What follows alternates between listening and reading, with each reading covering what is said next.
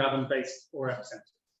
Great. Thanks, Stephen, and thanks especially to Stephen, Hannes, and Hussein for putting together this meeting. You know, it's not very easy to put together one of these, so thanks a lot, and thanks for having me. So yeah, I'm going to tell you about some of the work being done at Quantum Valley Ideas Lab on Rydberg atom-based RF sensors. So in a kind of a broad sense, what we're trying to do is create a sensor that does some of the same things as this one right here, which is just an antenna for detecting radio frequency fields. Of course, this is electrons in a metal moving back and forth, induces a voltage there, and so it's electrical readout.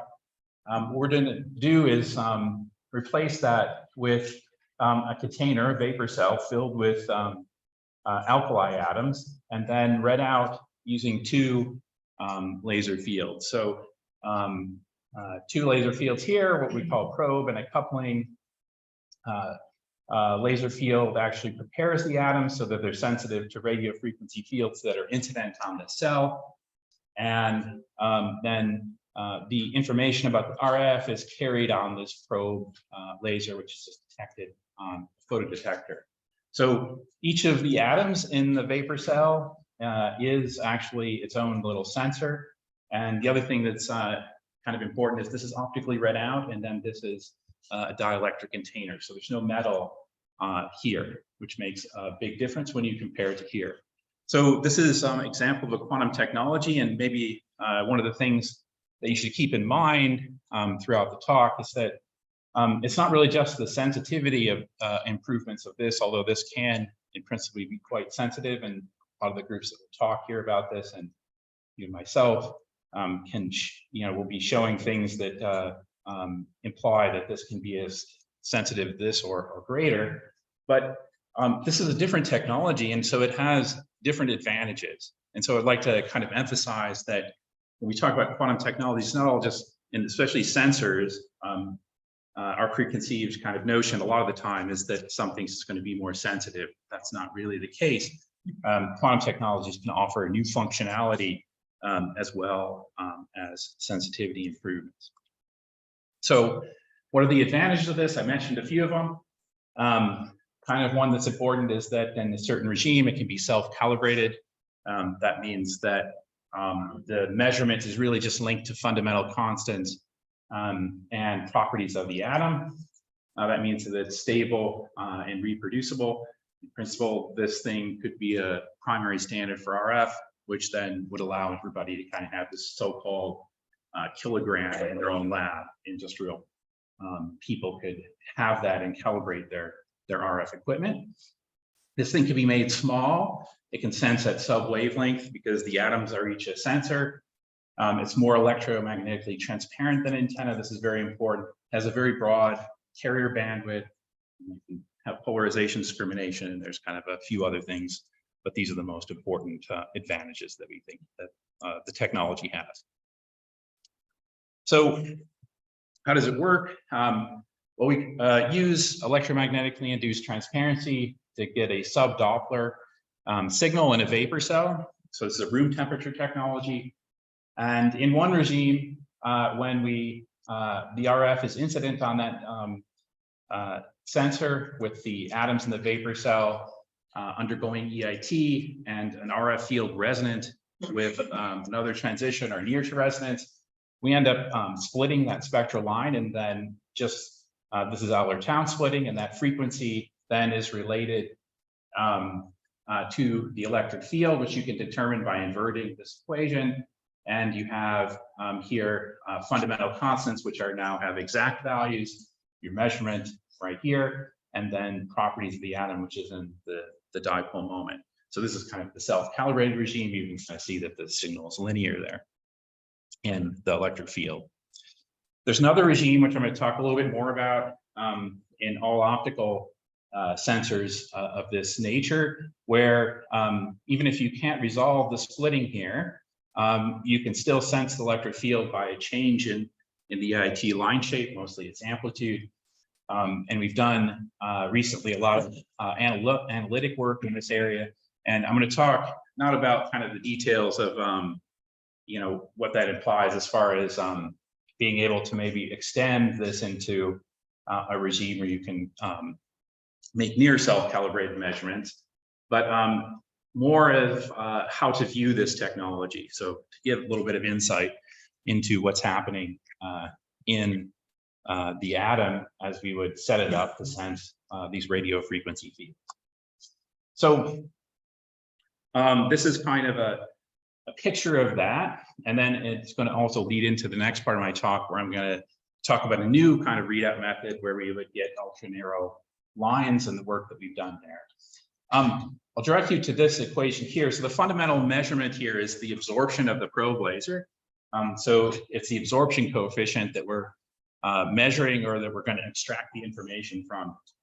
And in this regime, in the weak probe, under weak probe conditions, which just means that the probe laser Rabi frequency is much smaller than the decay constants and that of the coupling laser. What we found is something pretty interesting, is that that absorption coefficient can be written as a product of three pieces. Some piece here that's kind of more or less related to geometry and that sort of thing. So basically like the interaction volume. Then a line shape factor that's essentially the line shape of the probe laser transition. So just the laser resonant with the, or scanned across the probe laser transition, usually the D2 or the D1 line of an outplot, times a thing that we call the signal, which is something which contains all the information about how the RF field affects this absorption coefficient. And in that equation, you can put everything in terms of what we would call coherences, which are basically the ratio of the Rabi frequencies of these particular fields, the coupling field and the RF field, compared to the decay constants on those transitions. Okay, so what this is a measure of is this is a measure of the number of kind of Rabi oscillations that the system can do in kind of one average decay period, where you take into account the decay on both the upper and lower piece of the transition. And so what this kind of implies, and you know, gives you insight into how to make things more sensitive, because what this says, and this is a large coupling transition kind of regime here, is that you still have that geometric parameter, but then you see here that if you want to have high sensitivity in this regime, you want to use as low a coupling Rabi frequency as you can. This still satisfies it. But the most important thing is that the dephasing of the upper Rydberg state actually reduces your sensitivity. So things like collisions and other kind of dephasing processes like transit time broadening actually reduce your sensitivity. So this kind of gives a clue as to what the most important parameters are to make it sensitive.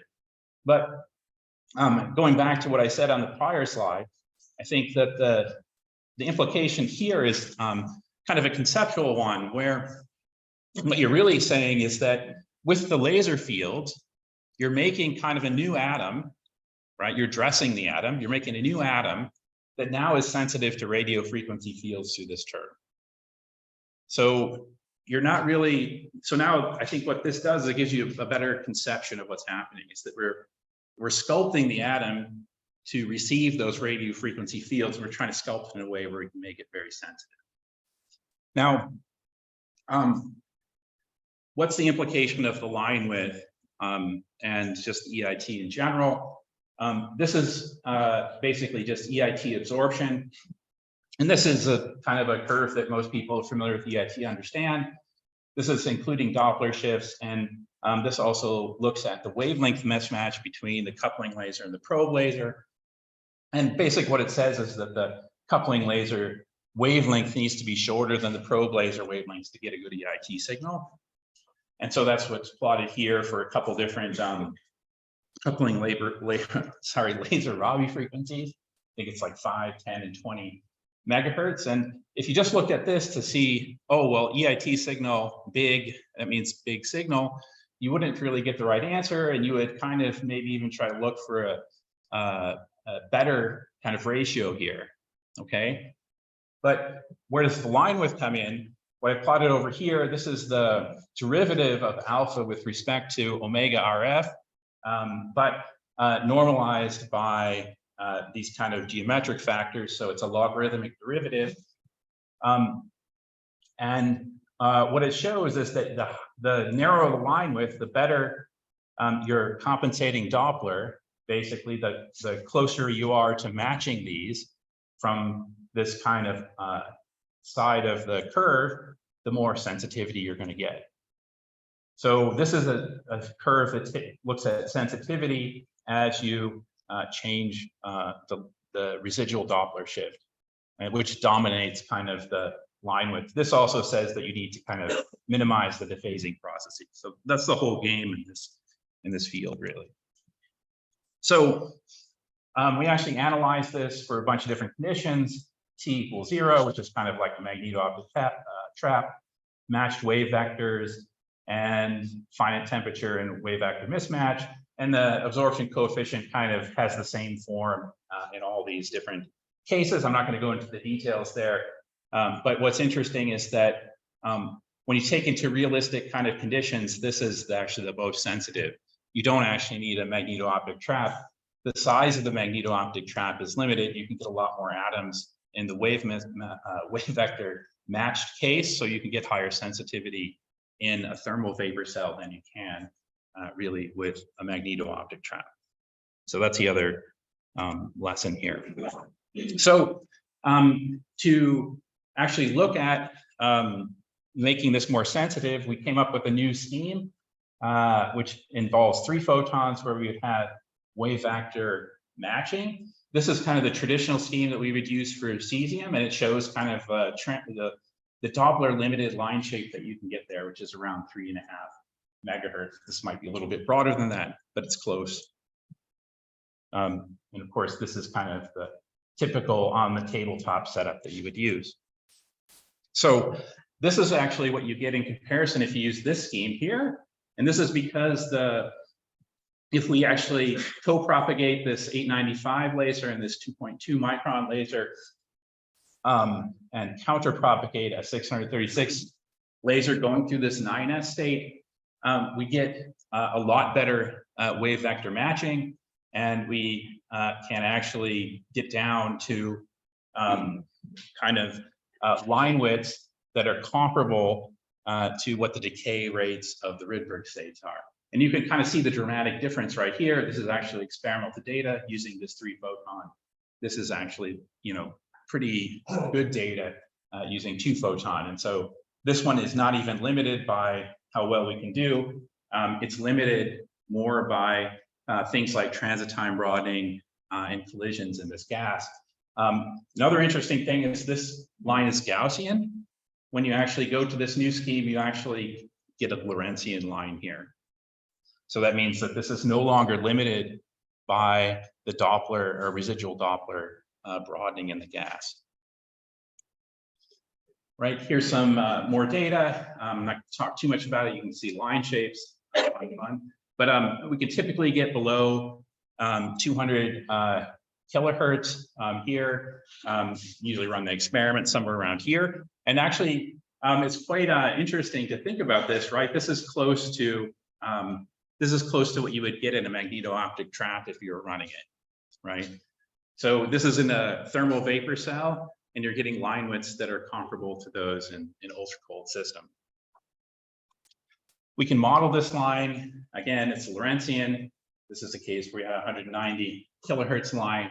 And you can see here that mostly this is transit time broadening. You might ask why we didn't reduce it transit time broadening, and it's more because of the laser powers that we have and geometry of the experimental setup right now. But this, of course, can be reduced.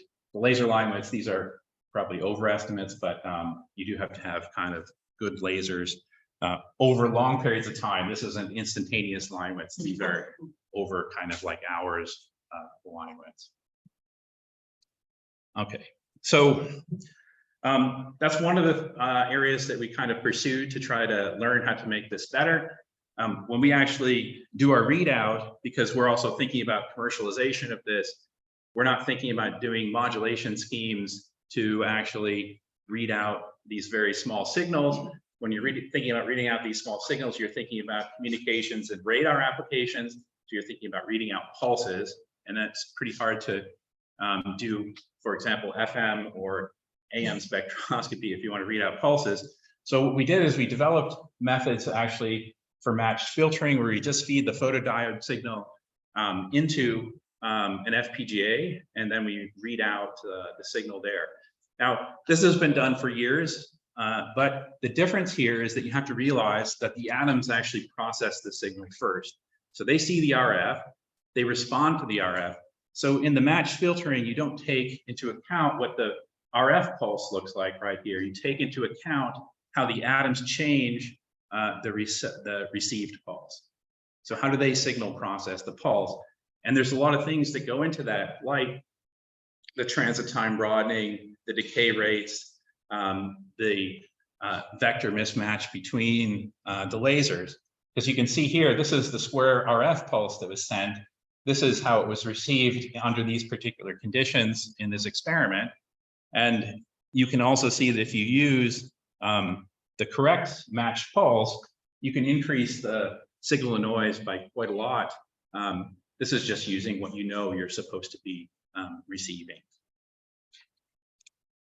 So you can do this for a bunch of different conditions, and you can use density matrices to model all this, or you can just accumulate a pulse and then construct the matched filter. You can see the pulse shapes are pretty much all the same over different amplitudes, but these are not all the same. I guess these are all the same amplitude here, but the amplitude doesn't matter that much. There's a little bit of change when you go to very small amplitudes. So we usually make the matched filter suitable for the small amplitude pulses, but you can kind of see here, you can detect these things pretty well. This is just kind of sensitivity measurement. Usually what we're looking at when we have sensitivities, we're looking at what the noise level is that we can resolve, and then where that crosses measurable signal at signal to noise of 1. And for high frequencies, we've got pretty good minimum Rabi frequencies. But again, you have to, and this is something that has to do with what the application is. All these kind of sensitivities that you see depend on the geometry of the measurement and on kind of the transition that you're using. So it depends on the transition dipole moment, but it also depends on the volume, basically the number of atoms that you're using to detect.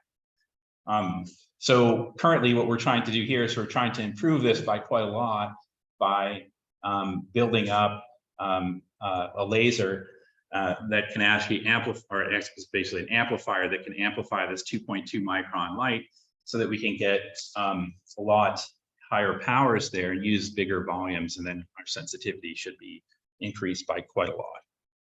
So anyways, this is kind of this is all 3 photon data. This is to try to improve the sensitivity of that 3 photon method using narrowband.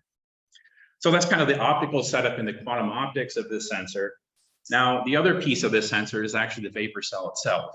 So the vapor cell itself, and this is kind of an interesting problem, it's an interesting regime if you try to compare this to, for example, clocks and magnetic field sensors. In those cases, you're sensing fields that are more or less immune to the vapor cell. There's engineering that has to do with kind of the optical part of sensing and coherence times, atoms bouncing off walls. But in this case, the vapor cells are similar in size to the wavelength of the field that you're going to detect. And so there's an opportunity to actually design the vapor cell and engineer the vapor cell for a specific application. So for example, if you want to make arrays, or you want to make a vapor cell that's transparent to RF, so that there's not very much scattering, and the field inside there that you would measure is the field that's incident on the vapor cell.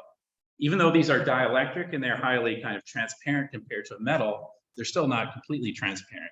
There's still something with a different dielectric constant there that the RF field is driving, so it will create other fields, and it will also scatter RF fields. So a vapor cell like this can be engineered so that the field inside where you would measure is basically the same as incident.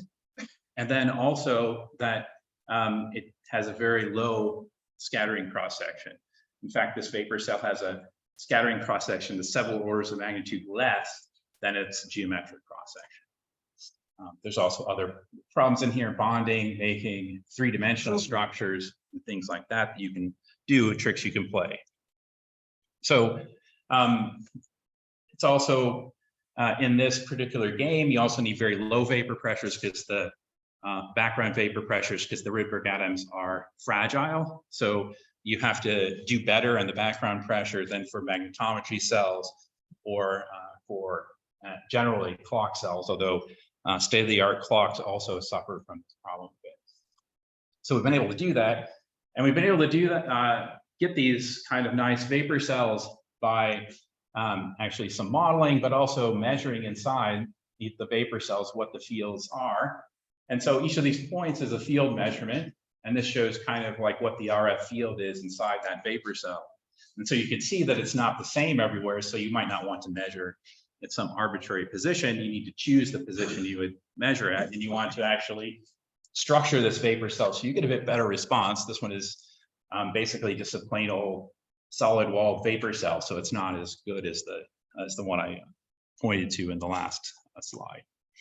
You can also make other measurements here. So for example, peak asymmetry tells you about Stark shifts within the vapor cell, and also the broadening here, the Linewidth, tells you about inhomogeneous fields and other things like that. So we do a lot of this work. I don't know, I think we do a lot of material science to try to make these vapor cells nice for this application. So it's a different kind of piece of work compared to what just the spectroscopy part. Just show you how we make some of these measurements. So this is actually being set up for a scattering measurement. So we transmit RF, it scatters off of a target, and then we look at what gets scattered and received here. We should use me theory to kind of describe this. This is actually just a target, which is a steel ball. There's an analytic solution for a steel ball, so we can calibrate the cross sections to that. So this is just an example of calibrating those cross sections to that. But what I want to show you here is that, you know, not all vapor cells are created alike. This is actually the radar cross section of the RF scattering cross section of that small metrology cell, whereas this is other variants of that. And this is kind of a solid walled vapor cell, so that you can see that its cross section is higher. And another problem is this one actually is a solid walled vapor cell, but this is with cesium on one of the windows. So you also have to worry about, you know, these types of things for the application. So that that if you don't position the cesium within the vapor cell, or you load too much cesium in your vapor cell, you're going to get a vapor cell that's not really suitable for things like metrological measurement. So it's another just example of vapor cell engineering. So I don't know, I just went through that kind of quick because I think that those are kind of things that we have to do and are interesting things for development of this technology and things we have to worry about. Mostly because the Rydberg atoms are pretty fragile. I'd like to talk about this one a little bit more. This is kind of even a better example of engineering a vapor cell for RF. So in this, what we've built is a vapor cell that's a periodic structure of kind of sections like this, where the atoms are contained in this little slot here, and then there's these hole patterns cut around it. And what this does is it forms a photonic crystal, which then slows the RF as it enters, and then the RF kind of gets sucked in and also gets concentrated in that slot. And so this is kind of an example where we've built an amplifier into the vapor cell itself for the RF. And it's a passive amplifier. So this would mean that you can amplify the RF so that the kind of normal response of the atoms is increased. And of course, we use the band structure here to kind of design this periodic structure to slow the light to increase the interaction time with the atoms. And you can kind of see a simulation of the field intensity pattern inside for this upper and lower band inside that structure. All right. This is what the device looks like. We get good line shapes. So there's an in-coupling device here, and then you can kind of see the hole pattern here, and then the atoms sit in that slot. So this is kind of a cartoon of that actual device. Here you can see the response as a function of frequency, and you can see here that we get over a factor of 10 in electric field amplification. It's a factor of around 200 in this device. The device kind of looks like a cavity. You get an avoided crossing here as you would scan the coupling laser and the RF. This is kind of interesting too. So this actually is kind of like a G factor in quantum optics for the cavity that we formed from that photonic crystal device. This is actually the, even a more dramatic picture, just to show you kind of how different this is. This is actually a glass vapor cell put at the same position in front of that horn. And you can see here, this is the splitting, the AT splitting for that. And this is the AT splitting for the photonic crystal device at the same exact position. Because you can see there's a dramatic increase here in the splitting. And you can even see that it's a little bit nonlinear, and that's because we're driving other RF transitions to photon transitions, even at this kind of gain factor of 10. You can make other measurements here. I think I want to include here soon, but you can look and see at different frequencies.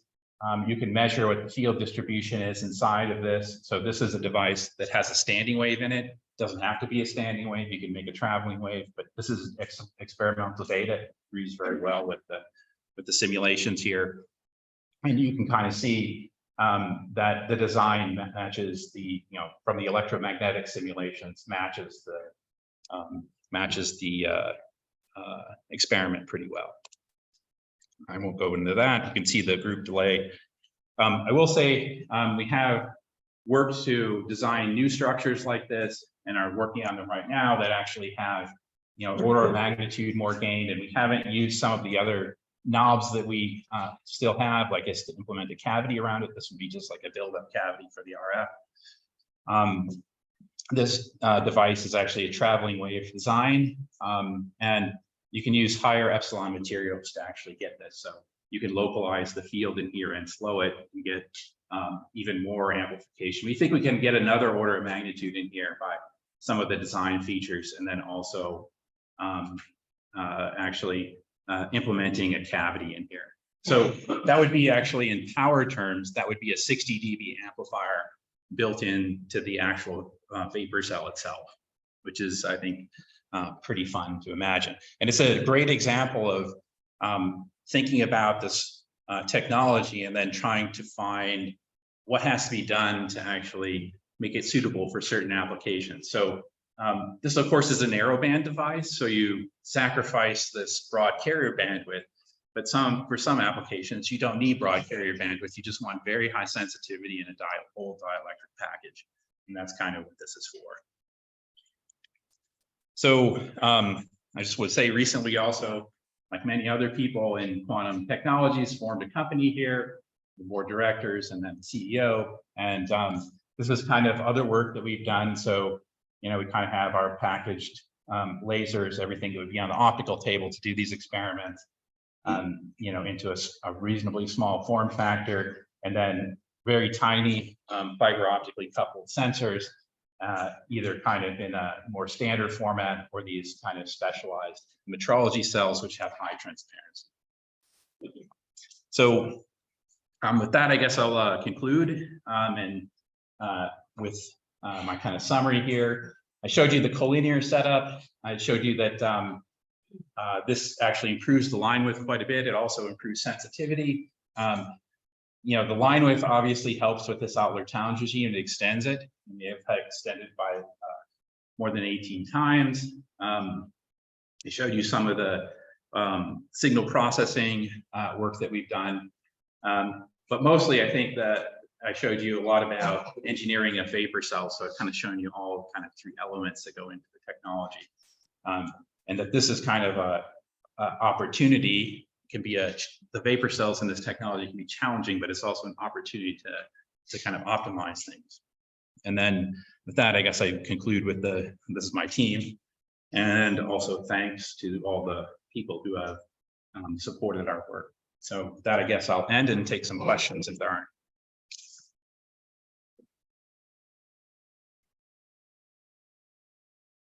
Thank you. I think that there are questions. I want to ask about your pulses. So 10 microseconds was fine, 2 microseconds was fine. You guys had 1 microsecond. Did I hear you say that is that sort of the inverse of your 100 kilohertz transit time? Is that what sort of that was done with a 2-photon setup, so it has stuff to do with the Rabi frequencies that you use. You guys know the question, yeah, and the geometries, right? So I think those were done with about 150 micron beam, and so the transit time broadening still dominated the response of the atoms there, and so that's kind of the corresponding time scale in the problem that limited that. Okay. So it is transit. That's sort of what I'm asking. Yeah. Thanks. The other? No. So I'm curious, with this 3-photon scheme, you basically take Doppler. Yeah. And then you're still going to be limited by Rydberg collisions. Is there a regime where working with pull down less collision effect? We don't. We actually the Rydberg population from the EIT is actually quite small. So we don't. We're not typically. If you look at that figure, we weren't typically limited by Rydberg atom collisions. You know, if the limitation of Linewidth was the transit time broadening still, and probably mostly kind of laser instabilities, you know, overall for the whole problem. So typically the Rydberg population is, I don't know, it's less than 1%. So, but also that's time we reduce. We would, yeah, we kind of increased it. I mean, when people ask these questions, I kind of say, well, it depends on your application, right? I mean, this is a technology where you can turn lots of knobs, and which ones you turn depends on what you're trying to do. Another question? Also, do you see any effects of aging or like leaching or things like this of these vapor cells? We haven't so far, and but we haven't done like a detailed study. We've had vapor cells kind of for like a couple of years, and we don't have a problem. But we haven't done a systematic study of all different vapor cells. Kind of left them on the shelf. You know, they age. It's definitely challenging. There's lots of kind of things that we're working on to try to solve. Like, you know, there still can be charging, basically like polarization of alkalis as they stick to the walls. Other things like this. There can be vapor cell failures if it's not hermetically sealed. Things like this. So your hands. Let's go 10 minutes. Straightforward to take place. There are. I think that's still a challenge for the field to do that kind of efficiently and fast. So not all applications require that. So again, it's like tailoring the application for where the technology is. And I think you know, maybe Georg's done some work on phase. You know, we have a program in phase, but we didn't present any, but in carrier phase, right?